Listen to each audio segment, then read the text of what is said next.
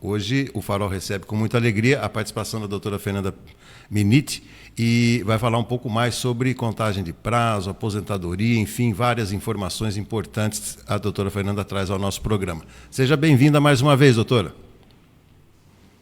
Obrigada, prazer novamente estar aqui, desejar um bom dia para todos os ouvintes, para o Roberto, para toda a equipe.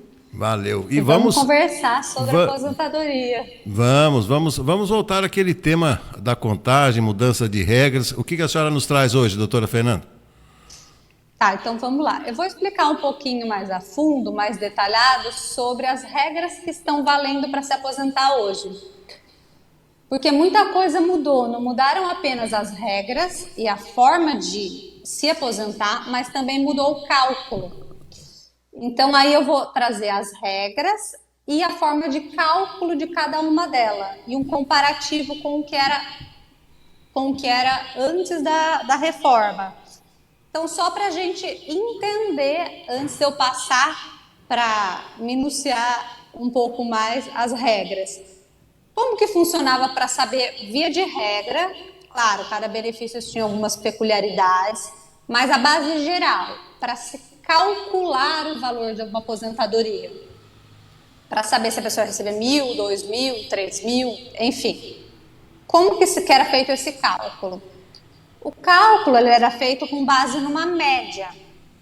E essa média ela era feita de julho de 94 até quando a pessoa se aposentava. Então ali pegava todos os salários de contribuição da pessoa e chegava numa média X. E por que julho de 94? Porque julho de 94 foi a data que surgiu o Plano Real. Então a lei estipulou, para não haver conversão de moeda, todos os valores para chegar em um dos componentes do benefício seria a partir de julho de 1994 e acharia a média. Alô? Pode falar, estamos ouvindo. Oi. Tá, então isso era um dos componentes. Aí isso não era o valor final da aposentadoria, mas isso era um dos componentes, que dependendo da aposentadoria tinham outros. Por exemplo, a aposentadoria por tempo era essa média multiplicada pelo fator previdenciário. Aí eu já vou entrar daqui a pouco nas regras só para a gente entender o comparativo. Tá. E o que a lei fez com o cálculo? Nessa média desses valores, dessas contribuições, de julho de 94 até a data da entrada no requerimento, apuravam as 80% maiores contribuições. Isso era bom porque as 20% menores contribuições elas eram descartadas. Elas jogavam fora e a pessoa utilizava apenas as 80 maiores, então tinha um acréscimo. O que aconteceu com a reforma? Continua o cálculo sendo feito a partir de julho de 94 até a data de entrada no requerimento, mas não tem mais esse descarte das 20% menores contribuições. Então entram todas as contribuições. Isso só da mudança já vai dar uma diminuição, porque não tem mais esse descarte. E outra doutora, coisa Oi. Deixa eu lhe perguntar. Era muito comum, antigamente, em cima disso que a senhora está falando, as pessoas que estavam prestes a se aposentar gostavam de fazer aquele recolhimento no teto, né, no máximo, para conseguir algum benefício. Isso não ajuda mais, então? Não, na verdade, isso que está comentando, ele funcionava da seguinte forma.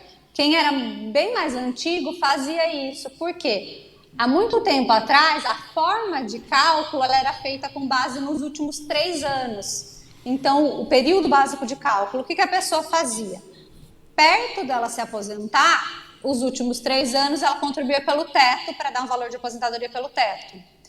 Então, isso existiu, mas faz muito tempo que não existe mais. Aí, por conta disso, veio a lei e estipulou que o período básico de cálculo não é apenas os últimos 3 anos, e sim a contar de julho de 94 até a data da entrada. Então, veja, é um período grande. Não adianta a pessoa pagar 1 ano a mais sobre o teto, ou pouco tempo, que isso vai ser diluído nessa média. Mas isso existiu, muita gente fez isso, mas aposentadorias bem antigas. Foi uma forma que foi prevista na lei. Perfeito, perfeito. Bom, então, por favor, prossiga. Nós estamos falando sobre esse descarte, então, que acontece. Isso.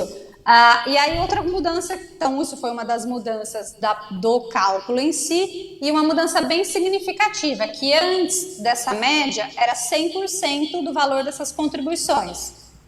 Tá. O que diz a lei nova? Eu vou estar trazendo isso porque isso vai entrar em cálculos diferentes das novas regras, por isso que eu estou comparando para a pessoa entender. Aí o que diz a lei? Que não vai ser mais o 100%, é 60% do valor dessa média. Como? Então, é 60% mais 2% a cada ano que ultrapassar 15 anos para a mulher e 20 anos para o homem. Então, ele não vai receber mais 100% dessa média, e sim 60%. E se tiver uma mulher mais do que 15 anos de tempo de contribuição, a cada ano que exceder, ela vai acrescentar 2%. E o homem, a cada ano que exceder os 20 anos, acrescenta 2%. Então, aí já trouxe uma redução bem significativa. Essa é a forma de cálculo que vigora atual depois da reforma. 60% mais 2% para cada ano que ultrapassar. Não é mais o 100%. Tá, então isso são... E pode falar. Não, agora uma última observação. Antigamente também era comum as chamadas ações revisionais. Isso ainda ocorre? Tem. Em relação à revisão, não teve nenhuma mudança. A revisão, como que funciona? Tem pessoas que têm direito a várias revisões e tem pessoas que não têm direito a nenhuma. Precisa ser estudado para saber se cabe ou não. Por que eu estou dizendo isso? Porque tem revisão de erro, tem revisão de erro de data, tem revisão de cálculo, tem revisão que o INSS colocou um valor num mês diferente e com isso modificou todo o período.